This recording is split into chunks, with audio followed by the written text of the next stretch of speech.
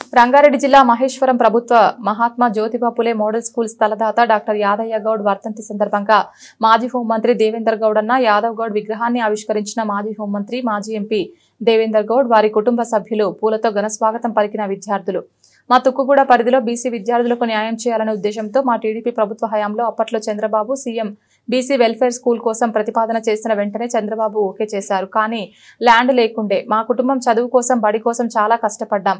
ఆ బాధ ఈ చుట్టుపక్కల వారికి ఉండకూడదని 10 ఎకరాల సొంత స్థలం బీసీ వెల్ఫేర్ స్కూల్ కోసం ఇచ్చాం. ఇప్పుడు ఈ ల్యాండ్ విలువ 20 కోట్లు. ఇంకా ఈ స్కూల్ కోసం మాకు చేతనైనంత చేస్తాం. 10 లక్షల రూపాయలు చెక్ పాఠశాల విద్యార్థుల కొరకు అన్న యాదయ్య గౌడ్ కుమారుడు కిషోర్ కుమార్ ఇచ్చారు.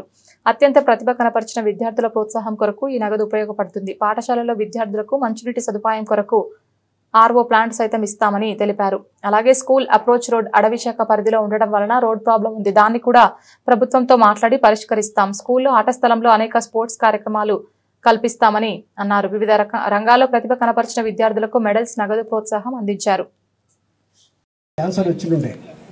I was so depressed at the time. Immediate next day a phone వచ్చింది నాకు. అది అయితే మాది ఉన్న ల్యాండ్ ఉంది, నేను ఇచ్చేసేస్తా అని చెప్పి 10 ఎకరాలు ఇచ్చేసాను. Today's value you may not be knowing that 200 crores is the value. నేను ఎందుకు ఈ విషయం చెప్తున్నానంటే you are studying in a big school.